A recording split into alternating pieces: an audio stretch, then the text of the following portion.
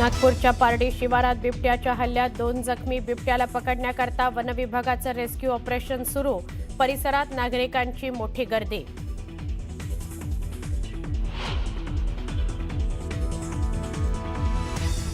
मुख्यमंत्री फडणवीस सावजीसारखे तिखट आणि नागपुरी संत्र्यासारखे गोड. उपमुख्यमंत्री एकनाथ शिंदेंकडून मुख्यमंत्री देवेंद्र फडणवीस यांचं तोंड भरून कौतुक.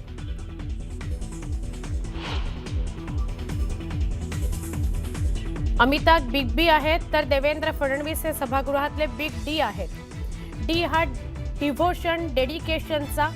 एकनाथ शिंदेंकडून मुख्यमंत्र्यांवर कौतुकाचा वर्षाव.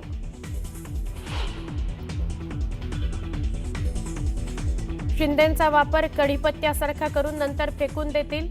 जिल्हा प्रमुखांच्या बैठकीदरम्यान उद्धव ठाकरेंचं मोठं विधान. मुंबईतल्या अधिवेशनावेळी पडळकर आणि आव्हाड समर्थकांमध्ये झालेल्या गोंधळाचा अहवाल विधानसभा अध्यक्षांना आज देण्यात येणार. शासनाकडून याबाबत कठोर भूमिका घेतली जाण्याची शक्यता.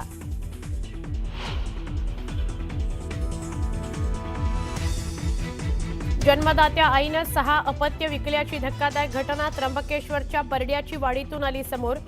हलाखीच्या परिस्थितीनं पैशांकरता 14 पैकी 6 मुलांना विकलं. महाड तालुक्यातील नांदगाव बुद्रुक गावात जमिनीच्या वादातून 2 कुटुंबात हाणामारी. दोन्ही बाजूंनी पोलिसात तक्रार दाखल.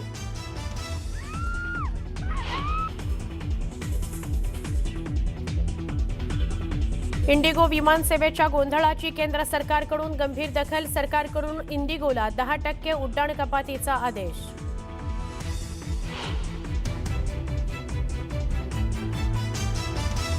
गोव्यातल्या आग लागलेल्या रोमिओ लेन क्लबवर बुलडोझर कारवाई. थायलंडमध्ये पळालेल्या लुथरा ब्रदर्सनं जारी केलं ब्लू कॉर्नर नोटीस.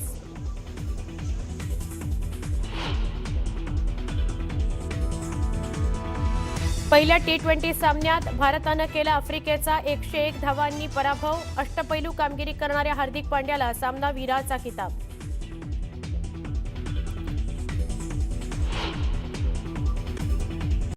नमस्कार. बुलेटिनची सुरुवात करूया एका सविस्तर बातमीनं.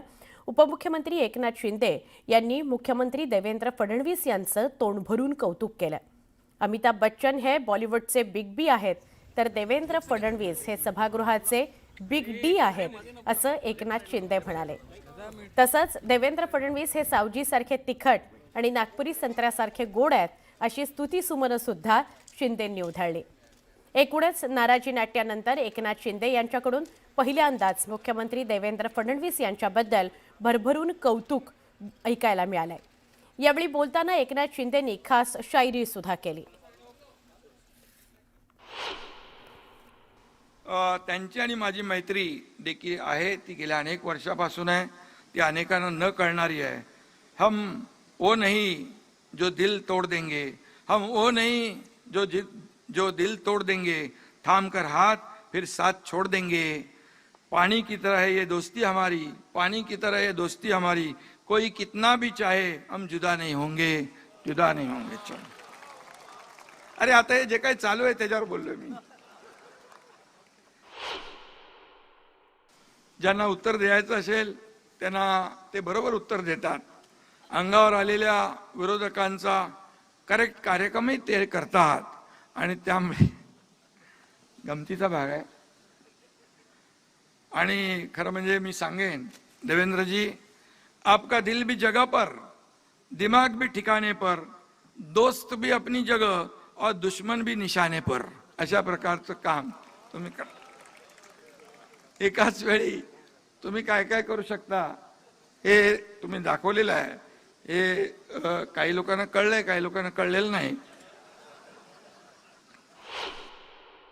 अमिताभ बॉलिवूड मधला बिग बी असेल तर देवेंद्रजी या सभागृहातले बिग डी आहेत. डी म्हणजे वेगळा अर्थ काढू नका. हा डी म्हणजे डिवोशनचा आहे, हा डेडिकेशनचा आहे, हा डिटर्मिनेशनचा आहे, हा डिसिप्लिनचा आहे आणि हा डी डेअरिंगचा पण आहे.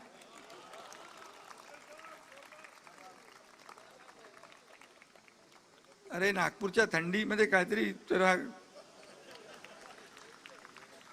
परिस्थिती किती गंभीर असली तरी ते कायम खंबीरच असतात.